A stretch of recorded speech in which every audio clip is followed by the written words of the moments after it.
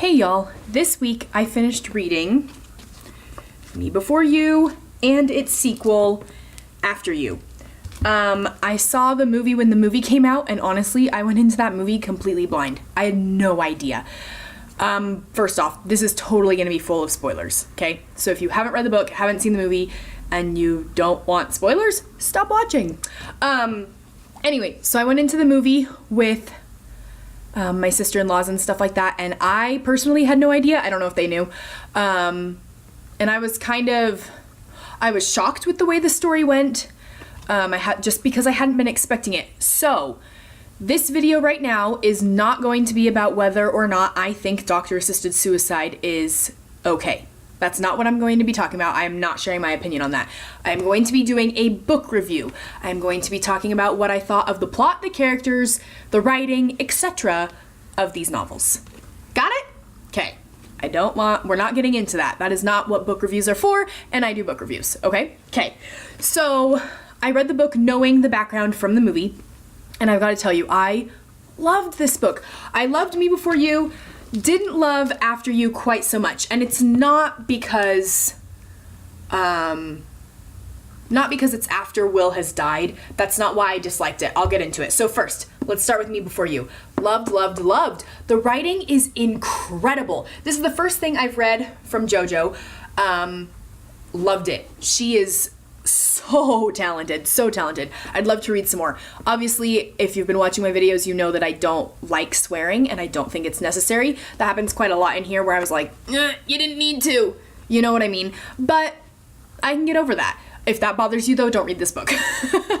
But I loved it. Her writing is incredible. I felt like there was real depth to all of the characters, even the side ones. Like I was invested in Lou's family, which they're minor, right? They're not key. It's Will and Lou who are key, and maybe his parents are more key and things like that.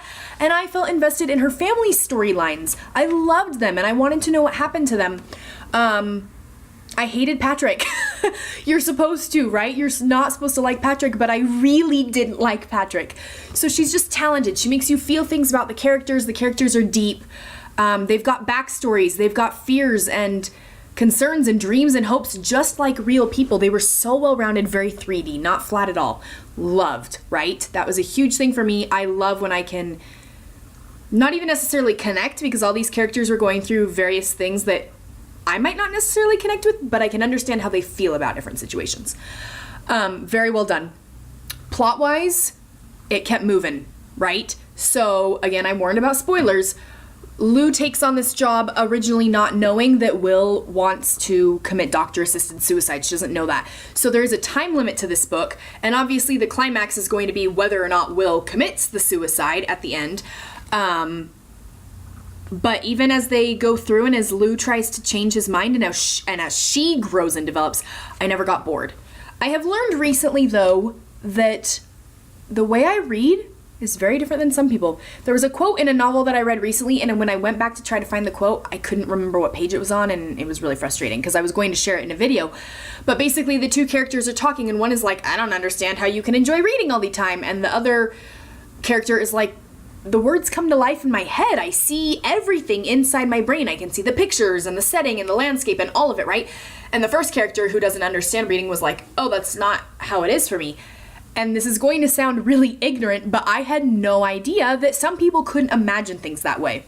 So I have learned that that is how I read. I can picture it all in my head. And I've also learned that even if the world building is not so good, I can make up my own world building in my brain. So some people may think this is slow, and if you do, I'm sorry, but I felt like it went really well. I thought the pacing was good. I thought, again, because the emotion and the characters, I felt like it just kept moving, and I didn't find it tedious, even though it is, let me find the page count, hold on. It was like almost 400 pages. Oh, it is. It's over 400 pages. It is 409 pages. Thick. Anyway, yeah. So I didn't find it slow. I loved it. So Lou obviously takes Will on all these adventures to try to change his mind. I loved seeing the world through Lou's eyes. And something that I hadn't expected, every so often she flips point of views. So there was a chapter from Will's mom and a chapter from Will's dad, and that, since I wasn't expecting that at all, I really liked that. It was just the one chapter, but it gave you a little chunk of insight into that person even more to understand really where they were coming from. Like I said, her character development is fantastic. I was very impressed. Also, obviously, based on the plot, this book is very emotional. I often don't get too invested in things in general, or not too invested. I don't cry a lot of the times, and I teared up with this book. You really feel that emotion. It was great. And I'm gonna have to pause for just a minute. I'll be right back. If it'll let me. Okay, I'm back. Hopefully the pausing didn't like freak out the video, because if you watch these, again, you know I don't know how to edit these videos. I do a one take. Okay, so that's Me Before You. I'm not really gonna say anything else on that. I liked it. I liked it a lot. Okay, but then After You. Again, I knew what I was getting into. It's the story of Lou after Will is gone. So if you've read them, Lou goes to Paris with the money from Will. Will has also bought her a flat in London. After she travels around for a while, and her parents are kind of estranged from her because they don't agree with her being there when Will dies. They don't think she should have gone and supported. Anyway, so Lou's kind of on her own. This starts off she's back in London. She's working a horrible job at a bar in the airport. She's not living her life the way Will wanted her to. Again, spoilers. Lou's daughter, I'm sorry, not Lou's daughter, Will's daughter shows up at Lou's door. No one knew Will had a daughter, not even Will, right? His ex-girlfriend never told him that she had been pregnant and had a baby. So that is what that book is all about, and I'm not gonna get into plot a ton. It was, of course, again, well written because it's the same author and she's very talented. Again, you see these stories of all the characters, even the side characters and the more minor characters. I didn't like it though because in Me Before You, there's some cultural references, cell phones, the internet, things like that date this book. And that's gonna happen anytime anybody puts something like that in their book, so don't freak out, right? I'm not saying that it's dated as in old and not well done, because it's not. You just understand when this was written because of the details that are included. Like the internet, Lou's family doesn't have computers and the internet in their home, right? So it just puts you in perspective. And it was in 2012, so and again, I've never been to Europe at all, so maybe this is more common and maybe I'm ignorant, but I felt like it kind of explained the time period that this story was supposed to be happening in. But then in After You, it felt more like smartphones and everybody has all this technology, and this is supposed to be happening only 2 years after Will is gone. And yes, technology advances a ton in 2 years, right? We know that. We've been around. Apple, right? What are we on? Apple phone number 20,000? That's what it feels like. Changes all the time. But I do feel like there shouldn't have been that much of a technology gap between the two. And so I felt like in this one, she had purposefully kind of written it to be a few years previous, like it had happened in the past sort of thing. Whereas this one felt like it was supposed to be right now. And so I felt like there was a disconnect between the two in that way. Again, not a reason to not read the book. It was just something that I noticed and I didn't like that. I didn't think it was as good as it could have been. In this one, something that I thought was really cute, Lou's mom starts becoming a feminist. And so that was just kind of a fun little side storyline to read along with. It was kind of about gender equality in the home, improving yourself even after you're kind of set in your lifestyle, and continuing. Both of these books have this theme of continuing to go after your dreams and your goals and your ambitions, regardless of how old you are or regardless of where you're at in life. Like, work on things and make them happen, right? That's Will's whole point in Me Before You. That's what he wants for Lou. He tells her to live her life. His letter, his letter to her is beautiful. I loved it so much. Hold on, I'm sorry, I'm trying to... So he just, in his letter to her, he explains the money and everything, but I just love the ending. He says,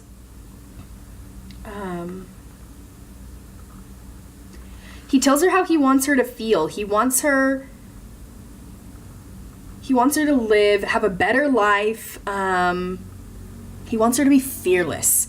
And when the movie came out, they did the hashtag Live Boldly, and that just fits so well with Will's outlook on life, right? Before his accident and his injuries, he used to go skydiving and travel the world and backpacking, and he went to China, you know, all these different things. He was going on adventures. And Lou points out, well, you had the money for that, but I've got some friends right now who are going on local adventures. They've put in an effort to go learn about the stuff around them. So like they've gone on local free hikes and gone to the national forest in their area, and they're exploring their city. Because I feel like a lot of times we're like, oh, well, I don't live in Paris, or I don't have the money to travel. And it's like this always, I can't. But there are plenty of things right outside your door, like, so I'm trying to do that, right?